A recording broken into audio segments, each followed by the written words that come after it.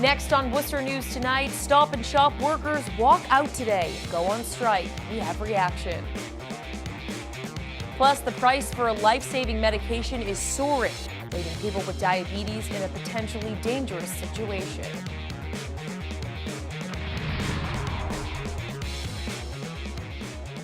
Good evening and thank you for joining us. I'm Anna Botari. Stop and Shop workers are on strike tonight, affecting stores across Massachusetts, including here in Worcester. The union representing the workers says the supermarket chain is demanding unreasonable cuts during contract negotiations. Our Cam Jandro is live at Stop and Shop. He has the latest. Cam?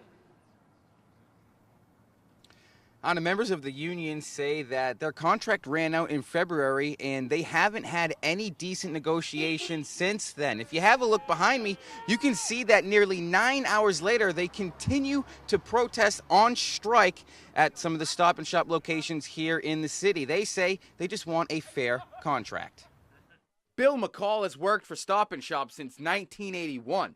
He and dozens of other union workers walked out of the store on Lincoln Street Thursday after contract negotiations with the supermarket chain stalled. We've been out here without a contract. We've been working without a contract in good faith, and the company has got nothing but concessions on the table. And all we want is what's fair for myself and my fellow coworkers. The on-strike workers lined the sidewalks on Lincoln Street. Thank you.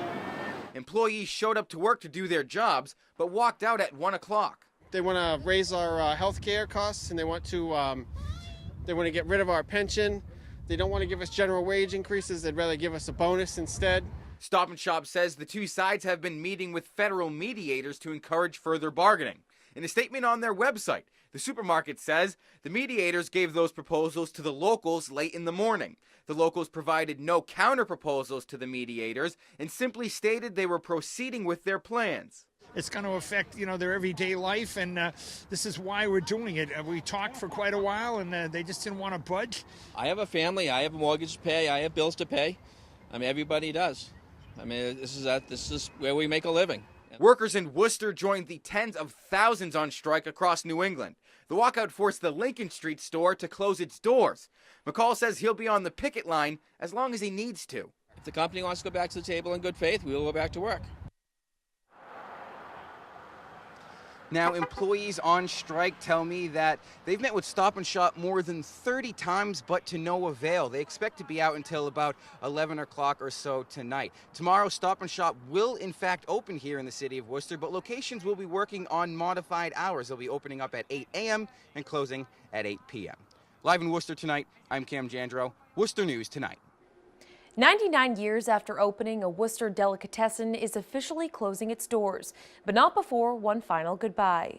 Weintraubs held a farewell event tonight at their store on Water Street. The event gave diners a chance to get together and talk about their memories at the deli. It was an emotional event for owner David Mizrahi.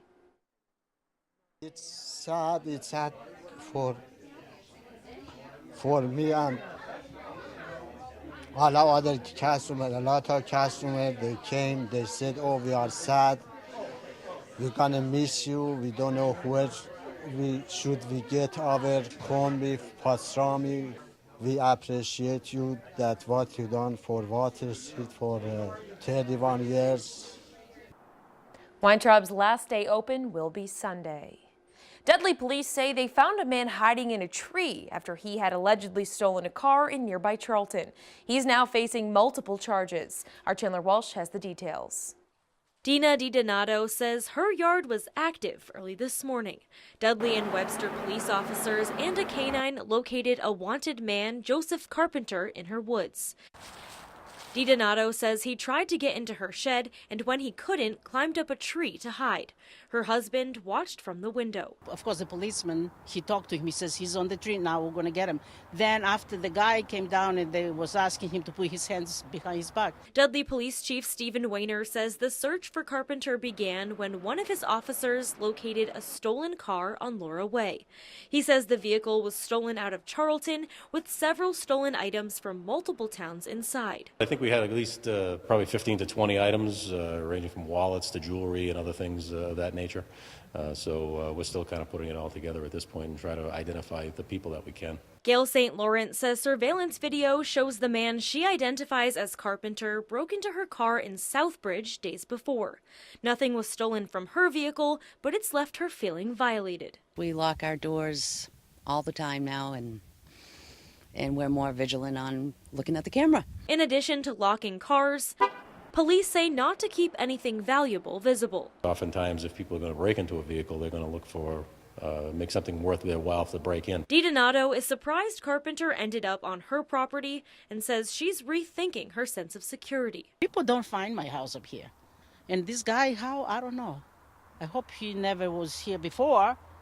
Chandler Walsh, Worcester News Tonight. A group of Worcester principals are showing their support for Superintendent Maureen Benenda and Safety Director Robert Pizzella.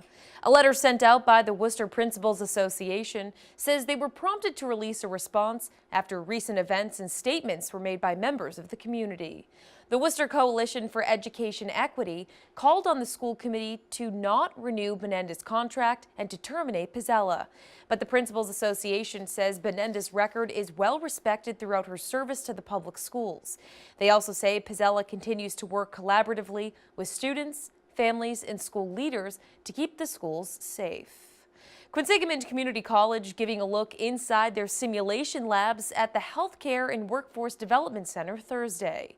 The healthcare and clinical simulation labs give students the ability to train on equipment in lifelike scenarios. Dean Pat Schmoll says setting students up for success after graduation starts in the classroom. All of our healthcare labs, including our dental clinic on the West Boylston Street campus, are really designed to get our students prepared. So those are different areas of study include radiology, surgical tech, and nursing. The price of insulin is skyrocketing, and it's a necessity for people living with diabetes. Advocates are hoping manufacturers step up to address the price increase. Our Rosalind Flaherty has the story.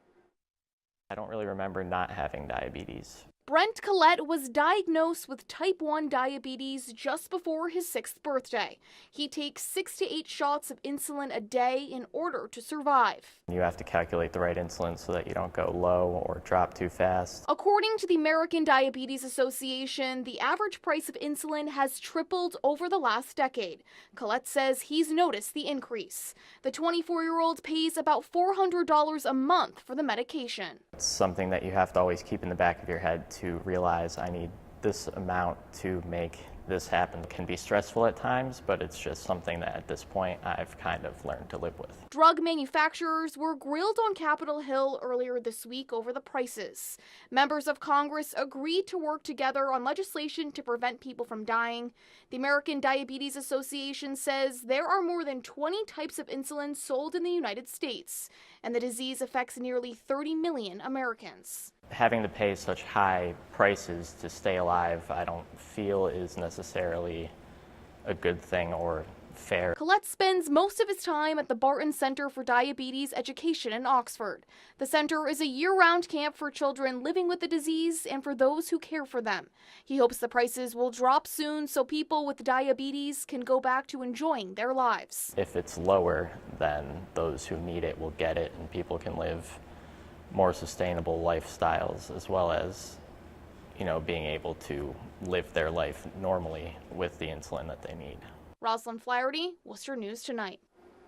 FEMA awarding nearly $17 million in federal grants across the Commonwealth for damages caused by back-to-back storms last year.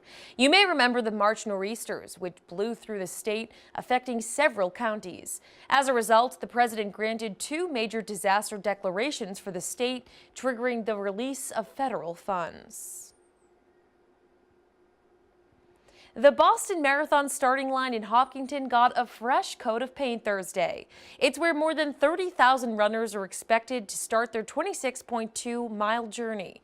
Race officials are also adding something new this year, a blue line to mark the first mile of the race. The marathon is this Monday, April 15th.